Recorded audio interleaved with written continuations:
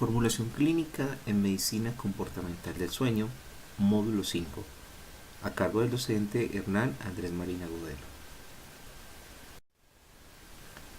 Este módulo busca cómo introducirnos al tratamiento funcional de los trastornos del sueño, el cual requiere una excelente formulación clínica en donde se involucre en la comprensión de todos los aspectos que son importantes en la intervención de los mismos. Hay que notar que los trastornos del sueño no se pueden ver solamente como un problema exclusivamente sintomático, que es el error que se puede tener al momento de hacer o de planificar un tratamiento. En ese sentido, hay que buscar relaciones causales, como se ha escrito en las diferentes guías clínicas. El insomnio, por ejemplo, es uno de los trastornos que hay que buscar una causalidad, porque la resolución sintomática a través de las medidas farmacológicas solamente no nos van a resolver el problema. Por lo general nos van a generar otros tipos de problemas como es la dependencia de los fármacos, etcétera. Entonces, por no buscar precisamente ese tipo de relaciones causales. Entonces, una correcta formulación clínica debe apuntar a pautas claras para plantear un protocolo de tratamiento, en donde se tengan en cuenta sus objetivos, en donde se tengan en cuenta todo lo que va a beneficiar la calidad de vida del paciente en general. Es en esta misma medida que hasta este punto el diplomado había contemplado todo lo que son las estrategias de evaluación a través de instrumentos, pero la formulación clínica va más allá de la instrumentación porque utiliza los datos de esa instrumentación para sacar conclusiones causales que nos permita establecer dentro del abanico de posibilidades terapéuticas que tenemos cuáles son las técnicas más apropiadas para ese paciente que está al frente de nosotros. Entonces es muy importante este módulo en ese sentido.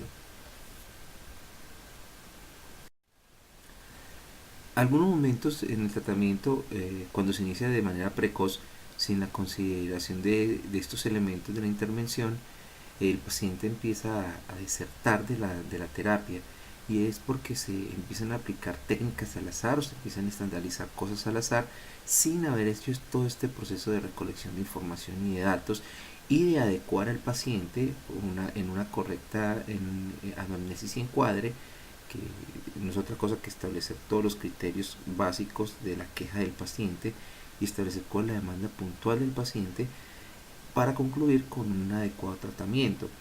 Cuando se inicia de manera precoz, entonces es una de los signos en los cuales se evidencia el poco entrenamiento del profesional, y en segundo lugar se ve también como la necesidad de la cobertura, pero cuando nos planteamos esa necesidad de cobertura y no nos ubicamos realmente en el contexto del paciente, obviamente nuestros pacientes también van a desertar.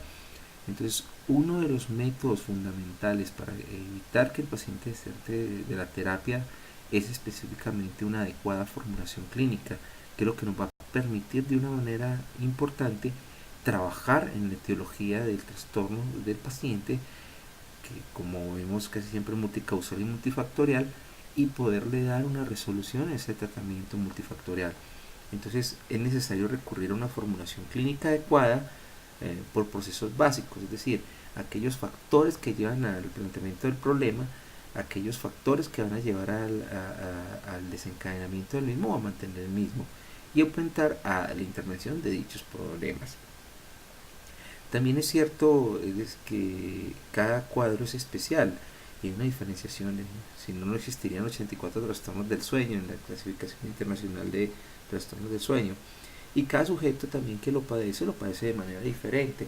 Entonces esta diferenciación de los pacientes en la parte sintomática además merece un adecuado tratamiento, una adecuada objetivación del mismo para que ese tratamiento sea precisamente, vuelvo a redundar en lo mismo, sea el adecuado para el mismo paciente.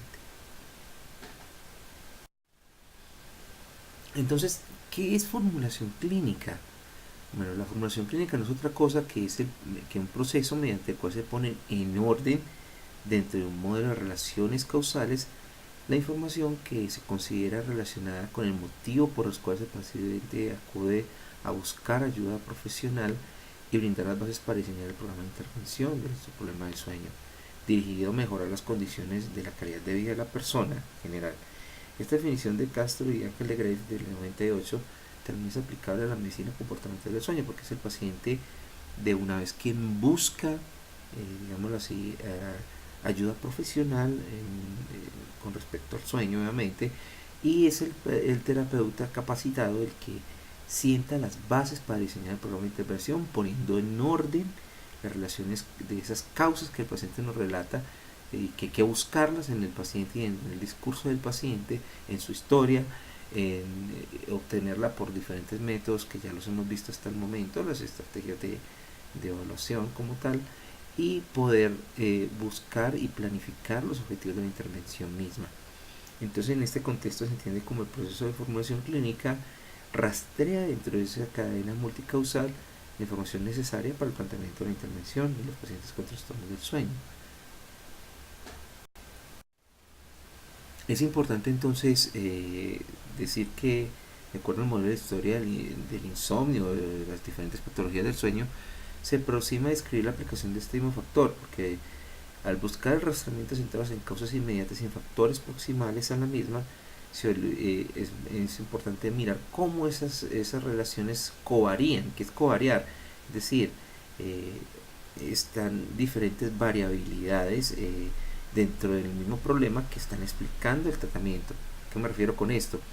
Cuando covarían, por ejemplo, factores predisponentes, factores precipitantes y factores de mantenimiento del mismo, de acuerdo a los diferentes modelos de salud y en concordancia también con los modelos explicativos de comportamentales antes expuestos por Spielman y otros autores, nos van a decir que todas esas interacciones de estos factores contribuyen entre una cadena multicausal a la aparición del problema, no solo del insomnio, sino también de la somnolencia excesiva diurna o del trastorno del movimiento, etcétera. Entonces, al buscar esas interacciones de esos factores que, si bien es cierto, son variables, pero que covarian con esos otros factores covariables, como son los síntomas y las cogniciones y los comportamientos y demás, interactúan formando el problema. Y es esa interacción la que nos compete a los profesionales en medicina comportamental del sueño rastrear en el paciente para buscar obviamente cuál posibilidad y cuál objetivo en concordancia con el mismo paciente vamos a plantearnos. Entonces ese enfoque de procesos permite identificar relaciones en conjunto con las leyes o los modelos explicativos de los diferentes trastornos del sueño que nos van a apuntar a describir qué está pasando con el paciente y cómo es nuestro abordaje frente al mismo. Lo otro es que la descripción de esas relaciones también conforman un modelo estructural de relación tanto próxima, es decir, lo que ha detonado el paciente aquí y ahora, como distante, es decir, hacia el pasado que ha pasado y hacia el futuro que podría pasar.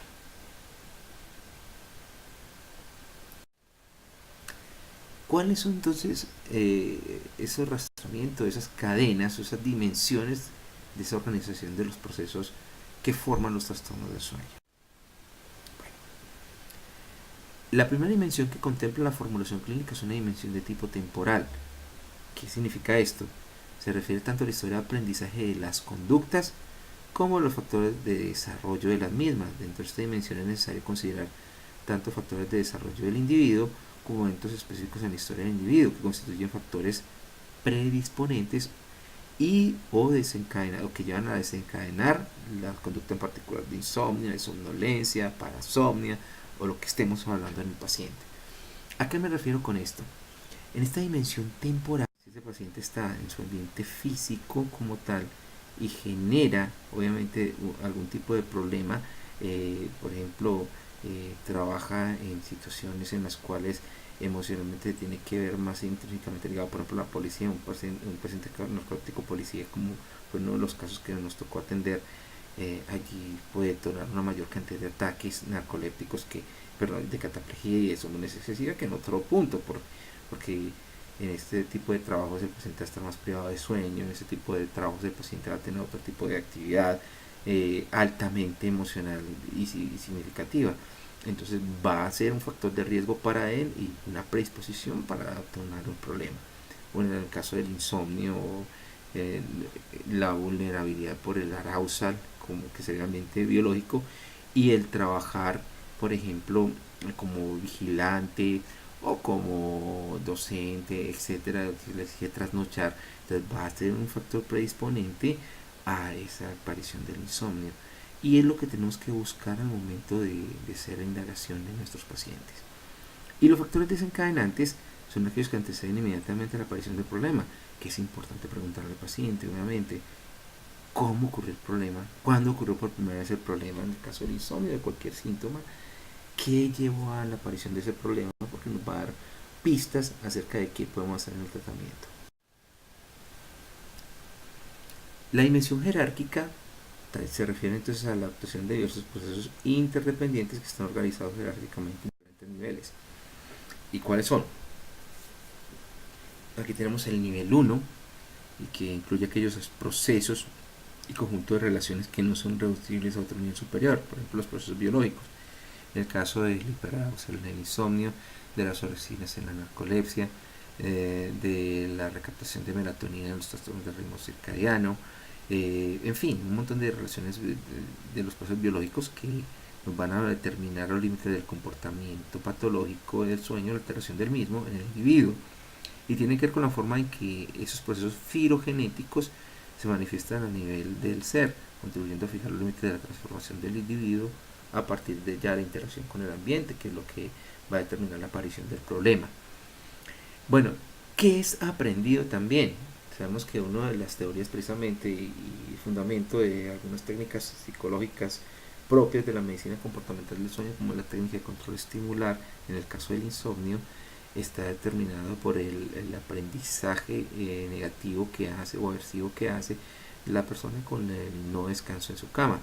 Entonces es un proceso precisamente aprendido y es un conjunto de relaciones que vamos a establecer en el paciente. Es donde el identificar que el paciente permanece mucho tiempo en cama y sin poder dormir va a reforzar aún más su problema de no dormir.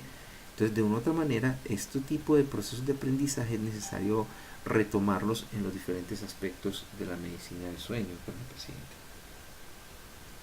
Y los procesos de motivación y mantenimiento conductual hace referencia a la relación que existe entre el comportamiento y las consecuencias y alternativas conductuales disponibles, lo que algunos autores como la doctora Alison Harvey llaman las conductas de seguridad, es decir, los pacientes aprenden a nivel patológico, digámoslo así, a defenderse de la enfermedad, pero a hacer de manera negativa, y es donde la evitación puede aparecer. La evitación es un factor de motivación para no enfrentar el problema, y va a mantener la negatividad del tono cognitivo, la incapacidad, la pérdida de la autonomía del paciente para recuperar su sueño, y va a tener consecuencias a largo plazo en el ambiente del paciente y en la manifestación sintomática del insomnio. Y los procesos motivacionales, que nos van a hablar de la naturaleza heterogénea y corresponden básicamente a diferentes formas de interacción entre procesos biológicos y neurobiológicos, los procesos endocrinos y demás. Entonces, tanto la depresión como la ansiedad estarían incluidos en estos procesos emocionales. En muchos pacientes con insomnio se da, en muchos pacientes con síndrome de apnea obstructiva se dan estos procesos, que hay que identificarlos claramente, utilizando todas las estrategias que podemos para el rastramiento de los mismos. Esos dos factores importantísimos, como son la ansiedad y la depresión, son claramente detonantes del problema de insomnio. La depresión y la ansiedad claramente detonantes de la cataplejía. La depresión y la ansiedad, poca adherencia al tratamiento psicológico frente al tratamiento CPAP en el síndrome de apnea y hipopnea del sueño, o incluso en las pesadillas y demás. La ansiedad y la depresión juegan un papel importantísimo. Estos procesos emocionales han dado lugar al planteamiento de diferentes modelos teóricos, que miraremos ya en cada módulo específico de la patología que analicemos. En el caso de las parasomnias miraremos cuáles son los modelos psicológicos de las pesadillas, cuáles son los modelos psicológicos del terror nocturno, de la enuresis, que son los más antiguos, etc. Entonces, si bien es cierto, estos procesos emocionales no están intrínsecamente ligados o no constituyen procesos unitarios como si los del nivel 1, sí colaboran para que el problema se mantenga y para que el problema tenga una connotación relevante dentro del paciente. Y los procesos afectivos son el resultado de la interacción de los procesos biológicos y los procesos emocionales.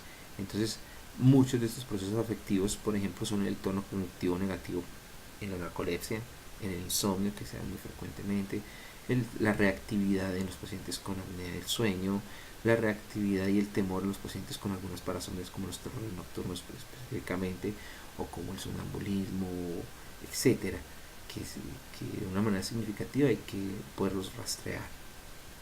De otra manera sea un poco más grave este tipo de problema. Otro tipo de, digámoslo así, son los síntomas específicos ya de las patologías del sueño. Ya los síntomas los viene discriminando las diferentes clasificaciones, en este caso la clasificación internacional de trastornos de sueño en su tercera edición. Aquí vemos entonces un modelo de esas dimensiones jerárquicas de la que está adaptado de Castro 98.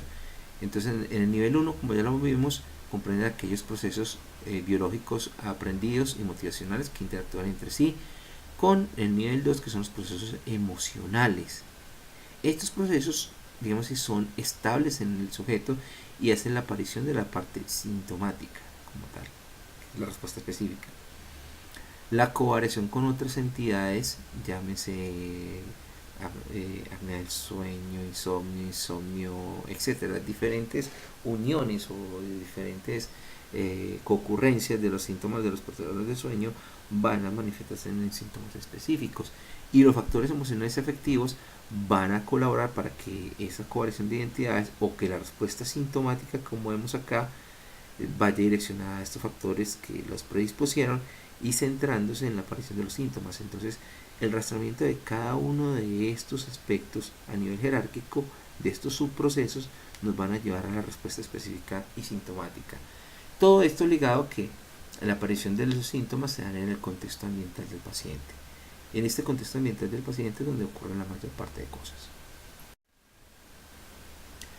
Otro aspecto fundamental dentro de la formulación clínica es la dimensión ambiental de la organización conductual. ¿A qué nos referimos con esto? Es la forma como se obtiene básicamente la información sobre los recursos ambientales y el contexto dentro del cual se mueve el paciente en la actualidad, como una perspectiva molar mucho más amplia. Cuando hablamos de molar, significa los modos, digamos así, de interacción de diferentes dimensiones, como lo vemos en la dimensión jerárquica. Entonces, ¿cuál es la dimensión ambiental de la organización conductual? Entonces, el contexto ambiental físico, es decir, asume una postura a nivel molar ecológica, es decir, la influencia de las características del ambiente físico, tanto natural como construido sobre el comportamiento. Es decir, cómo el ambiente físico del paciente ha contribuido a detonar el problema. Nos explicamos. Si el paciente, por ejemplo, posee un colchón inadecuado, si el paciente posee una almohada inadecuada o unas cobijas, hay poco aseo a nivel, digamos así, del ambiente en el cual el paciente duerme, genera mucho más trabajo en su cama y demás. Todo este ambiente físico es importante evaluarlo, porque muchas veces al corregir ese ambiente físico podríamos decir que es uno de los objetivos terapéuticos del plan de tratamiento a ser considerado en el paciente, y prácticamente este contexto físico se constituye una parte esencial de los programas de educación en higiene del sueño, que es una de las estrategias de intervención básica para muchos de los trastornos del sueño desde la terapia cognitivo-conductual. Bueno, las características del ambiente físico inmediato nos hablan de las propiedades físicas del ambiente en términos de distribución de espacios, así como el ambiente fijo y semifijo. Es decir, no es lo mismo que el paciente duerma en diferentes aspectos en el día, como nos pasaba incluso con algunos pacientes con trastornos de turno rotativo de trabajo, en donde un día dormía en la cama de la mamá, otro día dormía en la cama de la hija, otro día dormía en la cama propia, etcétera. Entonces no tenía un ambiente fijo y el paciente se quejaba de mucho insomnio y demás. El no tener un aspecto adecuado para dormir es uno de los aspectos que está generando este tipo de problemas con el paciente, y cuando logramos dentro de los objetivos terapéuticos, que el paciente estableciera una rutina adecuada en un lugar fijo, el paciente de una u otra manera podía descansar mejor y se solucionaba en parte su problema del insomnio. Lo otro es las partes de las características del ambiente extendido, es decir, en las cuales la persona se desplaza en su vida cotidiana, como es el trabajo, sus interacciones de vida de ocio, familiar, etcétera, que son importantes considerar para el tratamiento del problema. Y cómo, porque de una u otra manera, recordemos que de las características que nos refiere la clasificación internacional de trastorno del sueño es que hay una disfunción diurna, y la disfunción diurna específicamente ocurre en cada uno de estos ambientes físicos extendidos. Muy pocas veces le preguntamos al paciente sobre su ambiente de ocio, o sobre su ambiente laboral, o sobre su ambiente familiar, y cómo esos ambientes están influyendo de una u otra manera en la aparición de los síntomas, o cómo los síntomas influyen de una u otra manera en la alteración de este problema. Bueno, el contexto ambiental macrosocial, que digamos así determina cuáles son los recursos ambientales de los individuos, por ejemplo la organización política y socioeconómica, cuál es la capacidad de adquisición del paciente, las condiciones físicas de bienestar, acceso al empleo, los factores de seguridad y violencia social que puede vivir el paciente, que pueden estar influenciando en el problema. Muchos de los pacientes que teníamos de estratos 1 y 2 eran pacientes que tenían una realidad de violencia extremas, que no son corregibles solamente con psicoterapia, pero el ayudar al paciente por medio de técnicas como la inoculación del estrés, lográbamos que el paciente durmiera un poco mejor a pesar de las limitaciones que tuviera en estos casos, o una mejor adaptación de CPAP en este tipo de pacientes, cuando pocas veces tienen con qué comer y demás, pocas veces tienen como colocarse un buen equipo y demás, es necesario entonces retomar este tipo de cosas con ellos. Y los recursos económicos y de tiempo, es decir, constituyen y pretenden para la solución de problemas y la satisfacción de las necesidades. Entonces es importante mirar qué aspectos de la parte económica del paciente están influenciando en el problema de tiempo, están influenciando en la parte del problema del paciente. Bueno, el contexto familiar siempre ha sido un aspecto muy importante dentro de la evaluación en medicina del sueño. El papel del ambiente del medio familiar próximo y las relaciones interpersonales estables representa una fuente fundamental de influencia que afecta digamos, la organización también de los aspectos relacionados con el sueño. De hecho, es aconsejable para muchas de las patologías contar con el compañero de cama del paciente, ya sea el niño, ya sea joven, o sea los pacientes que vienen en pareja en general, y mirar cómo está influenciando esta parte del sueño en ellos y cómo la patología del sueño puede atacar incluso las relaciones interpersonales. De hecho, en la apnea obstructiva del sueño, uno de los puntos centrales del tratamiento cognitivo-conductual es buscar, por ejemplo, soluciones a las terapias o a los problemas de pareja por diferentes cosas que ya sea resultado de la sintomatología de la apnea del sueño estén alterando estas funciones en los pacientes, o las funciones de estos pacientes como se ven opacadas, digamos así, en la parte, o generan un mantenimiento en la parte sintomática. Y nos pasó incluso en una familia en la que los pacientes con apnea del sueño, que estábamos trabajando con ellos en adherencia al CPAP, de una u otra manera el consumo excesivo de grasas y de comida chatarra en estos pacientes, digamos comida chatarra en Colombia al tipo de comida que es hamburguesas, perros calientes y todas estas cosas. En México podríamos decir los tamalitos, los diferentes tacos y demás que se consumen y que son fuente de carbohidratos alta y generan sobrepeso en los pacientes, y el mismo sobrepeso es el que factor desencadenante y agravante de la apnea obstructiva del sueño en los pacientes. Bueno, eso es importante evaluarlo. Las características entonces demográficas y de las personas significativas, o sea, la esposa, el acompañante, es fundamental la evaluación de esto. Y las características estructurales interactivas, describir el tipo de relaciones, los roles y las funciones que tienen estas relaciones y cómo determina el comportamiento individual, teniendo en cuenta las características culturales y sociales, y generan patrones de contingencia o conductas de seguridad que pueden mantener o no los problemas del sueño. Es importante, aquí como lo decía en un principio, no psicologizarlo todo, porque el hecho de que estemos estableciendo estas redes, estamos, digámoslo así, buscando solo un objetivo central, es que el paciente tenga un sueño de calidad. Si el paciente necesita psicoterapia, si el paciente necesita mejorar sus condiciones de vida, entonces se remite. Pero lo central prácticamente de las terapias de sueño en los pacientes, desde el enfoque de la psicología del dormir, es específicamente que el paciente duerma y duerma bien y que su sueño sea de calidad, que es el objetivo central.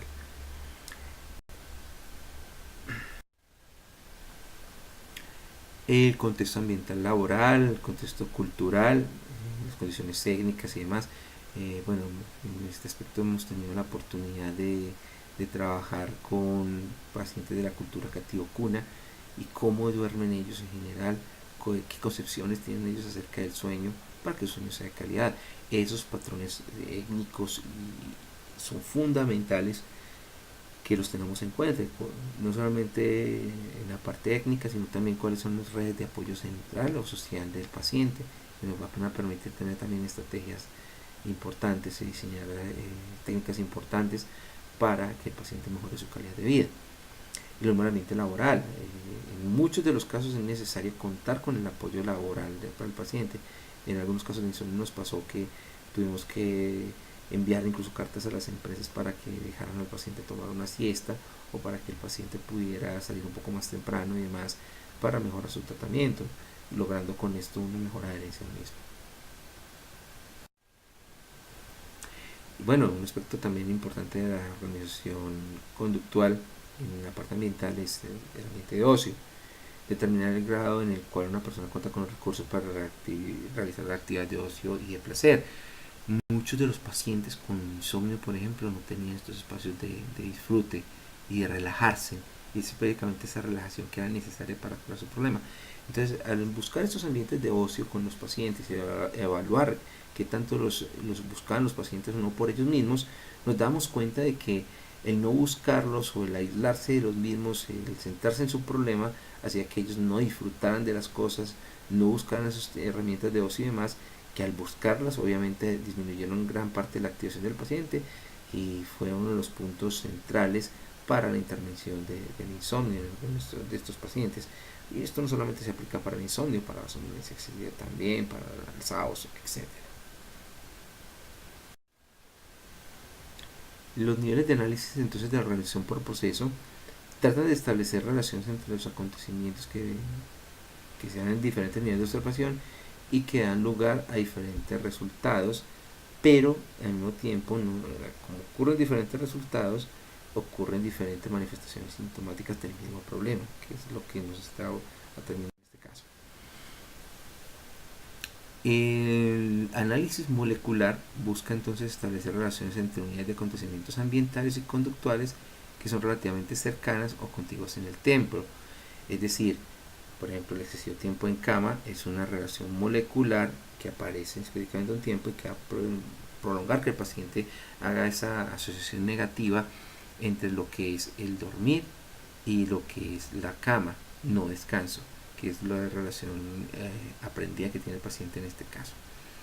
Hay tres elementos que forman esta unidad de respuesta, como son los componentes de respuesta, es decir, el insomnio, el permanecer excesivo tiempo en cama y los componentes antecedentes, es decir, ¿qué llevó a que el paciente permanezca excesivo tiempo en cama? Uno, por ejemplo, la rumiación cognitiva. El paciente permanece mucho tiempo en cama pensando en algo. Entonces esa sería la respuesta y el antecedente es que el paciente ya había pensado muchas veces en la cama, ya había estado muchas veces en la cama, desarrolla la mayor cantidad de tiempos en la cama y entonces al permanecer demasiado tiempo en cama, la cama va a perder esa categoría de descanso y lógicamente la respuesta o ese componente de respuesta va a ser que el paciente específicamente tiene insomnio. Y esos componentes también van a tener unas consecuencias. ¿A qué me refiero con estos términos de consecuencias? Es decir, todos los acontecimientos tienen una consecuencia. Como está excesivamente de tiempo en cama, obviamente va a detonar insomnio. Como excesivamente estoy evitando manifestaciones emocionales, obviamente cuando me enfrento a la situación emocional se va a manifestar la cataplegia. Como digámoslo así, como estoy rumiando a nivel cognitivo y dirige mi pensamiento, mi forma de comportamentarme, la consecuencia es que se va a mantener otra vez el problema. Entonces, en las relaciones funcionales también es necesario describir que un adecuado análisis funcional molecular va a describir el tipo de relación entre esos estímulos y las unidades de respuesta, que esto es fundamental, es el primer punto de partida de mi intervención. Cuando yo sé qué estímulos antecedentes me están generando las respuestas sintomáticas, voy a modificar son estos estímulos antecedentes para poder determinar lo que está pasando con la respuesta. En segundo lugar, describir la relación entre la respuesta y los acontecimientos y las consecuencias. Como esto está pasando y esto lo respondí, va a ocurrir una consecuencia. Entonces, antecedente, respuesta y consecuencia, esos tres puntos de partida son indispensables discriminarlos bien al momento de plantear una intervención. Por último, describir el tipo de relación entre estas unidades de respuesta, entre los estímulos antecedentes, la unidad de respuesta y los estímulos consecuentes en general. La formulación molar ya trata de establecer las relaciones entre los resultados de la formulación clínica, diversos acontecimientos discretos para identificar los elementos comunes. Bueno, procedimientos clínicos de la formulación por procesos. ¿Cuáles son esos procedimientos? Primero que todo, ¿cuáles son los medios que tenemos para la obtención de la información? Lo primero es una historia clínica médica con sus respectivos estudios de laboratorio. Se incluyen todos los aspectos de la remisión del médico tratante o si es necesario se enviará una valoración médica como lo había dicho anteriormente. La historia debe detallar las medidas farmacológicas que están utilizando, porque esas medidas farmacológicas se convierten en los factores biológicos de los cuales hemos hablado antes, y los estudios realizados, la poligrafía y la polisomnografía, en donde el profesional en psicología y en medicina comportamental del sueño debe tener claros los elementos de interpretación de estos elementos. ¿Por qué? No porque los vaya a prescribir, ni riesgos, sino porque son elementos que nos van a describir la parte sintomática del mismo y nos van a permitir poder hacer sugerencias de intervención al profesional somnólogo o al somnólogo comportamental, determinar qué aspectos del comportamiento se pueden ver mejor referenciados a través de estos datos. Bueno, las entrevistas estructuradas, hay que tener en cuenta este concepto estructurado, se refiere a que el curso de la entrevista está determinado por el objetivo de la misma. Siempre cada sesión, incluyendo desde la primera sesión en medicina comportamental del sueño, tiene un objetivo de terapia. Y ese objetivo de terapia no solamente por el material que se va obteniendo, ojo con esto, es decir, no podemos ir a la deriva con el paciente, siempre sesión a sesión hay que prepararla. Si bien es cierto, cada paciente es diferente y no esto, desde la formulación clínica, hay que decirlo, no es una receta. Sí es necesario tener ciertas estructuras y planificar qué se va a observar para, con la obtención de los datos que se observan, esto funciona como el método científico, establecer nuevas hipótesis y al establecer nuevas hipótesis buscar nuevas estrategias de medición. Bueno, y los cuestionarios que pueden dividirse en dos grupos. Los cuestionarios son mesis estructuradas que evalúan todas las dimensiones del paciente, o los cuestionarios instrumentos psicométricos. Ya hemos visto y ya el docente de Ulises les ha mencionado en el módulo anterior. Bueno, los autorregistros permiten instrucciones detalladas para que el paciente, digámoslo así, nos dé información acerca de lo que está pasando a nivel conductual. Esto es importante decirlo, que el paciente realiza diferentes registros específicos de los aspectos del comportamiento, como son los parámetros de sueño. La mejor descripción de estos autorregistros son los diarios de sueño, los diarios de pesadillas que se utilizan en el caso de las parasomnias, los diarios de comportamiento en general a nivel sintomático, los diarios de higiene del sueño que se utilizan para la educación en higiene del sueño, etcétera. Estos autorregistros requieren que el paciente esté entrenado en estos mismos y nos da una información valiosísima para el tratamiento y el seguimiento del mismo. Y los registros conductuales de parámetros de sueño, en este caso la actigrafía y los diarios de sueño. Bueno, la observación conductual es muy importante. Esta observación conductual hay que entrenarse obviamente en esto. La observación que se hace directamente con el paciente durante las sesiones de evaluación, la apariencia y presentación del paciente, si tiene comportamientos muy hiperactivos o hipoactivos, si presenta somnolencia o no, el comportamiento verbal del paciente, si tiene verborrea, si habla acelerado, todo este tipo de cosas nos hablan de hiperarousal, y ese hiperarousal recordemos que es un factor biológico importante para la parte del insomnio. el comportamiento emocional del paciente, específicamente mirar si el paciente es callado o no es callado, si el paciente es ansioso, requiere contarnos todo al mismo tiempo, o al contrario es un paciente retraído, demás. Nos hablarán de este comportamiento emocional que puede ser causas relacionadas con los trastornos de sueño que está manifestando el paciente. ¿Cuáles son las etapas en el procesamiento o en el proceso de la formulación clínica? Es importante anotar que se trata de escribir un orden cronológico aproximado, una serie de pasos que pueden seguir para desarrollar la formulación clínica. Hay que tener en cuenta que estos pasos no son una receta, como lo hemos venido diciendo, que no son una concesión o construcción de eventos discretos, pero sí la puesta en común facilita la comprensión de la formulación clínica y el análisis. Entonces, ¿cuáles son? Vamos a mirarlos. Primero que todo, el contexto de la formulación clínica. Entonces es necesario tener en cuenta que la entrevista inicial tiene un papel fundamental en la gran motivación del paciente para continuar con el proceso terapéutico o que tenga una adherencia frente al mismo. Aquí es de vital importancia que el terapeuta centre toda la atención inicial de esta primera consulta en el grado en que el paciente va a estar motivado o no para la terapia cognitivo-conductual. Y es aquí donde de una u otra manera es necesario que en esta primera entrevista se haga un muy buen encuadre. ¿Qué es el encuadre? Es decir, se reglamente todo lo que es la terapia. Que al paciente le quede claro cuáles son los componentes de la misma, que al paciente le quede claro cuáles son las técnicas a utilizar y que al paciente le quede claro además que es un proceso. Esto no va a funcionar como la terapia farmacológica, que se tomó la pastilla y vas a dormir a la media hora. No. O que vas a tomarte el estimulante y vas a dejar de sentir sueño durante el día. No. Que todo esto es un proceso. Como proceso tiene diferentes fases y diferentes elementos que interactúan en la aparición de los problemas, como lo vimos anteriormente. Bueno, entonces la entrevista inicial trata de obtener la mejor cantidad y la mayor cantidad de información pertinente para iniciar el proceso de formulación. Es la entrevista más larga, de hecho por eso muchos de los somnólogos no les apetece tanto hablar a un paciente con insomnio porque les quita mucho tiempo, aproximadamente 45 minutos o una hora y media prácticamente.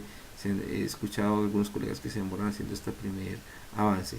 Entonces se deben hacer conclusiones tentativas sobre las fuentes sesionales de información, que es preciso reunir de la primera sesión, valga la redundancia, me debe permitir a mí planificar qué estrategias metodológicas de evaluación voy a tener. Como en una consulta médica de la primera sesión, sabré si le envío al paciente radiografías, exámenes de laboratorio y demás.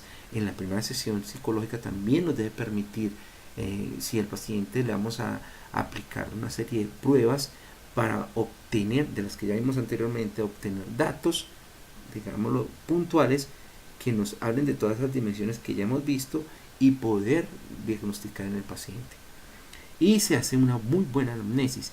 De hecho, un buen ejercicio que tienen muchas clínicas del sueño es establecer su propia anamnesis estructurada que le permita, digámoslo así, hacer una mejor búsqueda del paciente, no como una receta, sino como un material de apoyo para ir buscando paso a paso los elementos centrales que nos van a permitir una mejor intervención.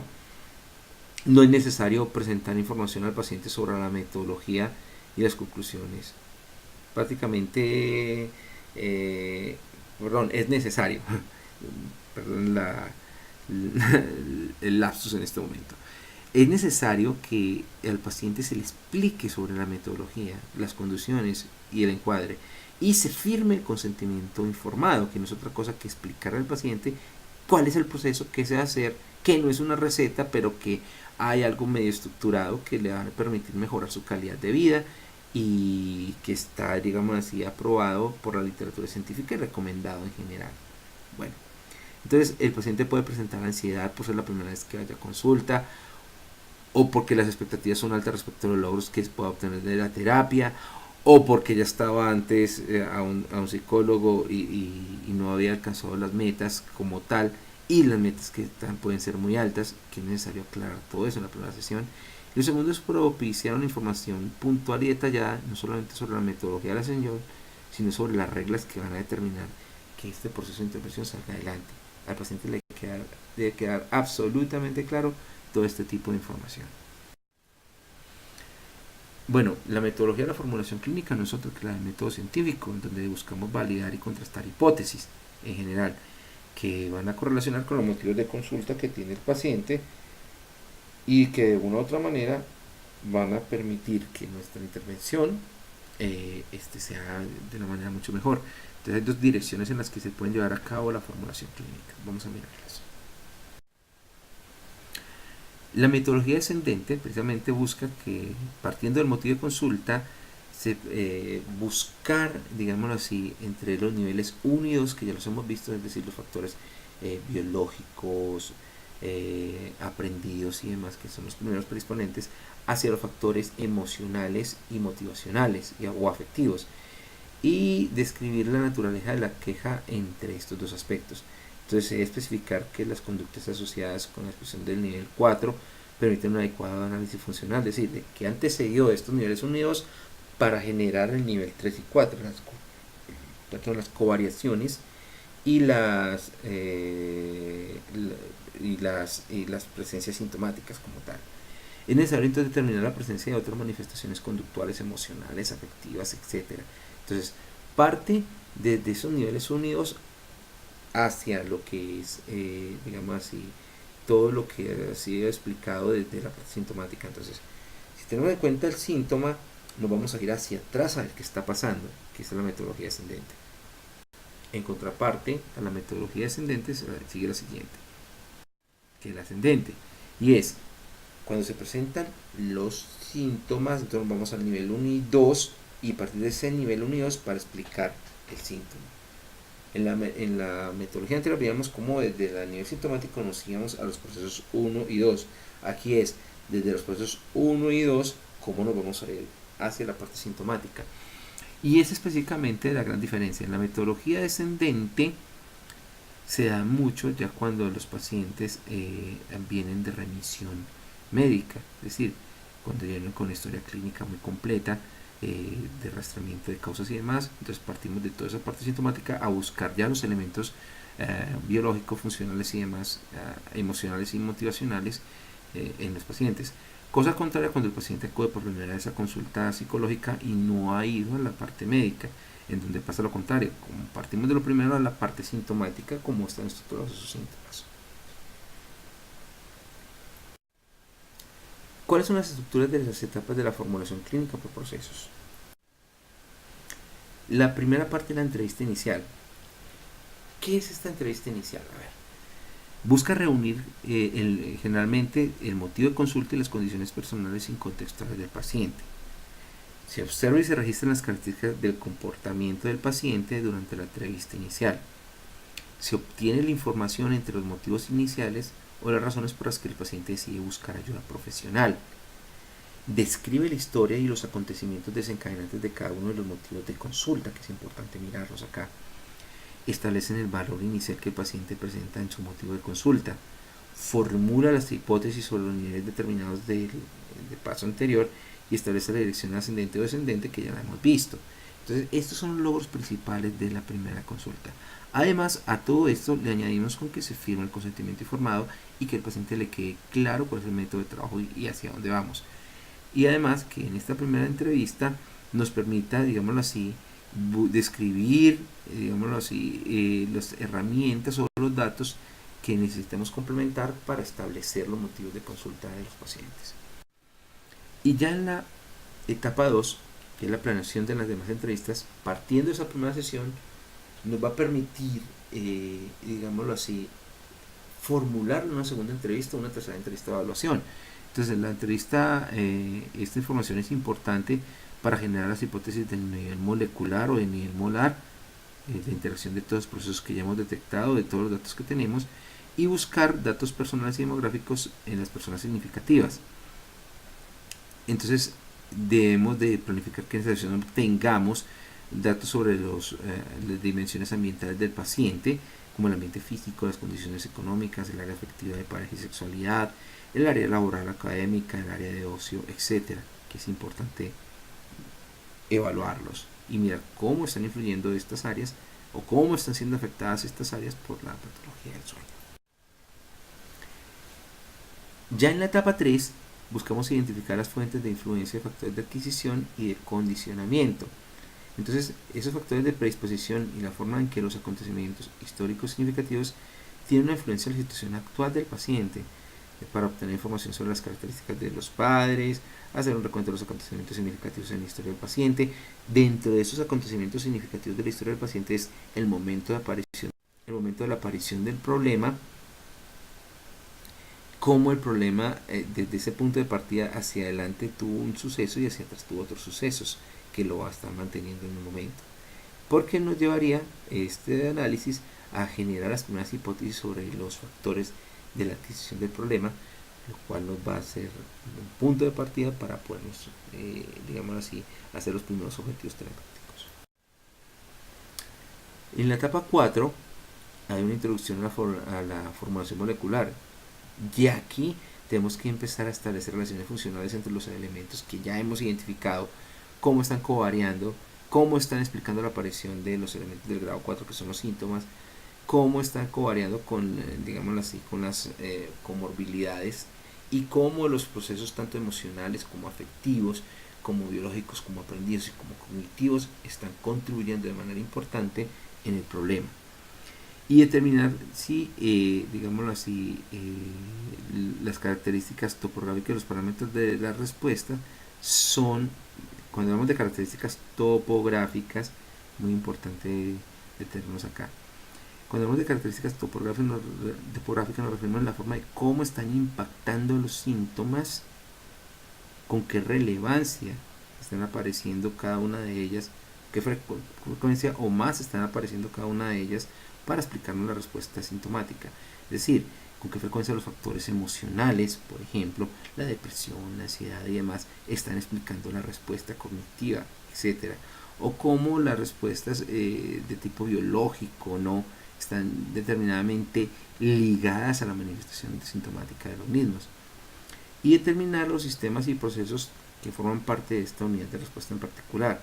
¿A qué nos referimos con la unidad de respuesta particular? Es decir, al síntoma o al grado de alteración ambiental de la problemática. Ejemplo, el grado de deterioro a nivel de pareja, el grado de deterioro a nivel de los tiempos de ocio, el grado de deterioro a nivel de diferentes características de la vida del paciente, que es cómo está alterándose su calidad de vida, y es lo de general lo que muy pocas veces identificamos en la evaluación a algunos colegas que no estén capacitados en este tipo de evaluación. Bueno, y en la etapa 5 vamos a integrar, digamos así, ya resumir e integrar los datos obtenidos para hacer una matriz de formulación clínica, establecer la relación entre los niveles de formulación y con base en la verificación de las hipótesis establecer los mecanismos más comunes a la acción de diferentes procesos y determinar los procedimientos. Y aquí nos empezamos a plantear objetivo de terapia y técnicas a utilizar, que es muy importante. Y enseguida lo miraremos como ejemplo en algunos de los trastornos del sueño. Y en la etapa 6 establecemos las prioridades del tratamiento junto con el paciente, distribuimos las actividades clínicas en un cronograma de actividades y en la medida que se va desarrollando el tratamiento se complementa el resumen de la sesión. Se evalúa regularmente los resultados, se debe planear la medición del impacto de la intervención que estamos realizando con el paciente. Todo esto en un informe detallado que va a ir acompañando la historia clínica. ¿Y cuál es el plan de tratamiento por trastornos? Quiero detenerme en este punto para decir que colegas que no están entrenados o psicólogos que no están entrenados en esto no tienen un cronograma de acción frente a la técnica que utilizan. Corregimos esto. Cada técnica, y eso es lo que miraremos ya en las unidades que siguen en los módulos de aquí en adelante. Ya miraremos insomnio, cómo se hace esta técnica, cuáles son las fases de esta técnica, y ya partiendo de las fases de esta técnica, nosotros planificamos con el paciente si es la técnica a elegir, cómo los vamos a distribuir entre cada sesión. Segundo, el insomnio primario, sí, de los factores cognitivos y creencias disfuncionales que nos van a generar más activación, etc. Utilizaremos la reestructuración cognitiva. La reestructuración cognitiva también, como lo explicamos ahorita, tiene unos pasos puntuales, que son los que vamos a definir de acuerdo ya a todo lo que hemos encontrado en la evaluación, este tipo de cosas. La irrupción circadiana por horario de sueño inapropiado, restricción de sueño. obviamente hay que entrar al paciente en el diario de sueño, en la discriminación de los parámetros de sueño, en cómo vamos a modificar los parámetros de sueño, cuál es la demanda de sueño, cómo lo vamos a ir identificando y aumentando a medida que va mejorando los parámetros de sueño. Y los factores inhibitores por mala higiene de sueño, por medio de la relajación, la educación en higiene del sueño, que aquí hay una cosa clara. Uno de los mitos, como lo veíamos en las sesiones de introducción a la terapia cognitivo-conductual, es que la educación en la higiene del sueño es todo un programa que tiene también sus fases. No solamente indicar al paciente que haga esto, esto, esto y esto. No. Primero que todo es identificar qué no hace el paciente. Al identificar qué no hace el paciente, plantearnos cuáles son las necesidades reales del paciente y generar las actividades. Y tercero, como es un hábito nuevo que está a adquirir el paciente, para mejorar su sueño, incluirlo paso a paso cómo va a ir ocurriendo. La desensibilización sistemática es una técnica que tiene sus fases y que vamos a ir haciendo paso a paso. Perdón. Esa sesión de sueño con su respectivo trabajo puntual. ¿Cuáles son las fases de la sesión de sueño? Establecer la rutina de tiempo en el paciente, buscar regular el sueño nocturno, etc. Lo otro es la parte del entrenamiento, el agendamiento de siestas, hacer una línea de base con el paciente, con un diario de siestas, buscar cuáles son los momentos más oportunos para elaborar la siesta con el paciente, cuál es la medida o dosificación de siesta más importante para el paciente, cómo se siente posesta y irla cambiando semana a semana.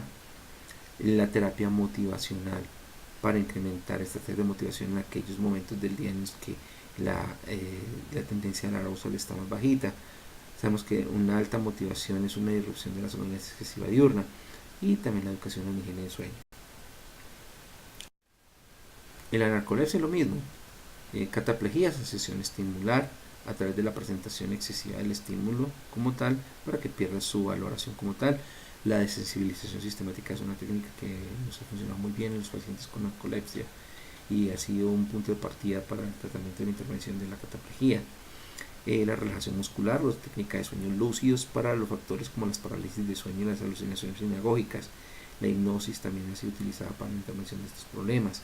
En la somnolencia excesiva ya vimos la asociación de sueño, la programación de siestas y la educación en la higiene del sueño. O reestructuración cognitiva e inoculación del estrés cuando las condiciones disfuncionales, la negatividad en el entorno cognitivo y las malas estrategias de afrontamiento disfuncionales nos generan un factor de mantenimiento del problema de la narcolepsia.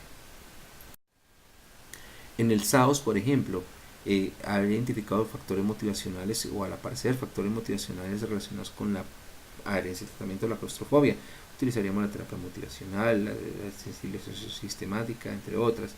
Si hay factores asociados a la sintomatología como eventos posicionales que expliquen la apnea del sueño o la obesidad, está la terapia posicional o la terapia cognitivo-conductual para la obesidad, que son medidas que han reportado incluso modificaciones y grande, digamos así, evidencia en algunas de las revisiones que se han hecho sobre las intervenciones cognitivo-conductuales en el síndrome de la obstructividad del sueño.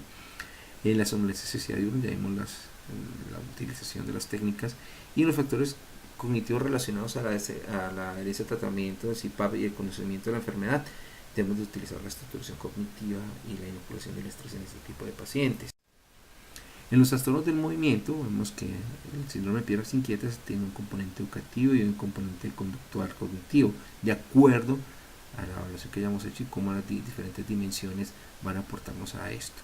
Bueno, y los factores asociados al bruxismo, que es la otra patología de trastornos de movimiento que ha tenido una buena evidencia clínica, componente educativo, higiene de sueño, relajación y meditación, como el componente conductual, el biofeedback se utiliza en algunos casos de bruxismo, el componente cognitivo como la estructuración cognitiva y la inoculación del estrés.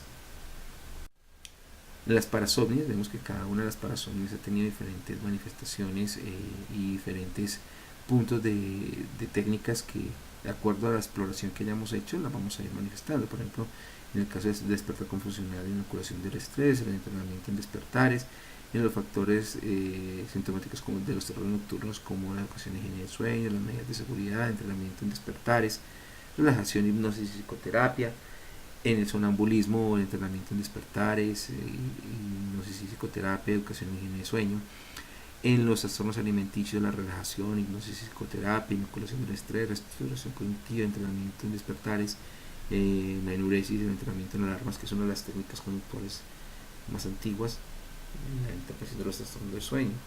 Estamos hablando del año 1938 por Monweret, y esta técnica ha sido ampliamente utilizada y hay varios aparatos incluso diseñados para la intervención de la enuresis en este tipo de pacientes. Vale la nota que esta técnica en conjunto con la relajación son las técnicas más antiguas a nivel psicológico que se han utilizado para la intervención de los trastornos del sueño.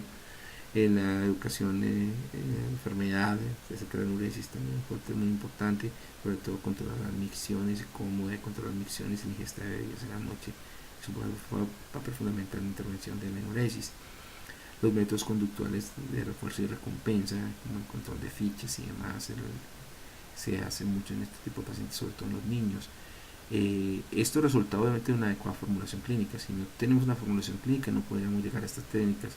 O al utilizar estas técnicas, como ya hemos dicho, de entrada, sin una adecuada formulación clínica, convertiría en un sesgo para la técnica que, en vez de beneficiar al paciente, le ocasionaría una pérdida, digamos así, de adherencia al tratamiento y desertar muy fácilmente de la terapia.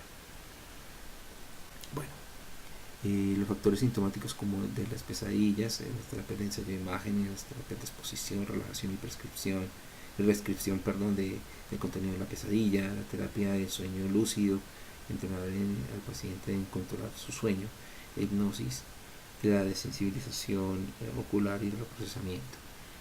Factores sintomáticos como de la parálisis de sueño, como la educación sobre la enfermedad, educación en higiene del sueño, la relajación y la terapia cognitiva, la hipnosis. Y factores sintomáticos del trastorno comportamental del sueño REM, como educación en enfermedad, educación en higiene del sueño y las medidas de seguridad para que el paciente no se vaya a hacer daño. La inoculación del estrés, la relajación y las medidas de seguridad y educación en higiene de sueño para el síndrome de la clave explosiva, que es un trastorno que ya lo miraremos más específicamente cuando estemos hablando de la intervención cognitivo-conductual de las parasomnias. Las terapias de sueño lúcido, de educación en higiene de sueño, relajación y técnicas de exposición en las alucinaciones del sueño. Y los trastornos de ritmo circadiano, los factores sintomáticos del trastorno de sueño asociado a turnos, como el manejo de turnos, la prescripción de un programa regular de sueño, la exposición programada a la luz, el manejo ambiental del sitio de llegada o el sitio de partida, los trastornos de jet lag, la prescripción de un programa regular de sueño, exposición programada a la luz, son factores importantes. La fase retrasada de sueño, la prescripción de un programa regular de sueño o cronoterapia, a través de la medición de la línea de base y de las diferentes fases.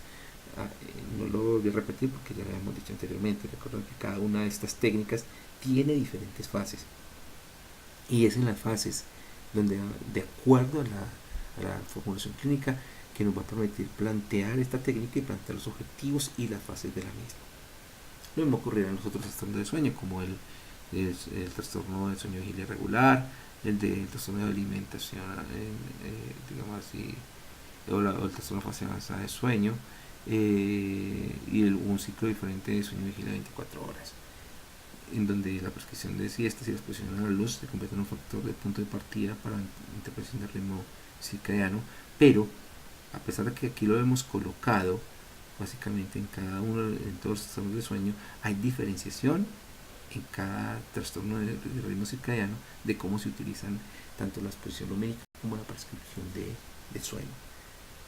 Para eso es importante la formulación clínica, para saber cómo hacerlo en cada uno de ellos. Bueno, como conclusiones nos quedan muchos puntos acá. Primero, en la formulación clínica nos permite una estructura adecuada de la intervención que vamos a realizar con el paciente. 2. Que es necesario establecer cada uno, de acuerdo a sus criterios clínicos, unos protocolos que nos permitan, ojo, direccionar la estructuración de la entrevista, pero es a partir de la misma información que tiene el paciente que la vamos a seguir estructurando. La mejor estructura que podemos tener para estas primeras sesiones y la búsqueda es conocer muy bien la sintomatología de los trastornos del sueño. Algunos centros de sueño de medicina comportamental del sueño utilizan unos cuestionarios guiados a nivel sintomático que van a permitir la obtención de, digámoslo así, de datos relevantes para el tratamiento. Pero más allá de esto, el conocimiento de los trastornos del sueño y el tener una guía digamos así, de protocolo que nos permita hacer una exploración más ordenada en el paciente, nos va a apuntar a mejores resultados con el mismo, sin descuidar y sin tener en cuenta que si tengamos un protocolo semiestructurado, la misma estructura o la realidad de la estructura la va a dar el paciente. 3. La formulación clínica nos permite establecer todas estas dimensiones y cómo está colaborando en la explicación de los trastornos del sueño. Lo miraremos un poco mejor cuando estemos viendo cada trastorno del sueño, pero de una otra manera nos va a permitir conocerlo desde ya, el direccionamiento hacia lo que queremos desde la medicina comportamental del sueño. Cuarto, hemos visto aquí a la carrera un poco, digamos así, las diferentes técnicas que se hacen en cada trastorno del sueño. Esto no significa que en los módulos que siguen adelante no las vayamos a hacer de una manera mucho mejor. Pero para ser prácticos, y lo miraremos cuando realicemos el ejercicio evaluativo, podremos tener unos protocolos que iremos construyendo en la medida de nuestras posibilidades. Y por último, esperamos que esta estrategia de evaluación les sirva a ustedes de una manera importante. Presten atención a la actividad evaluativa que vamos a realizar acerca de esta estrategia de formulación clínica para que podamos hacer un buen trabajo evaluativo la próxima semana. Feliz semana para todos y esperamos que este módulo haya sido de su agrado.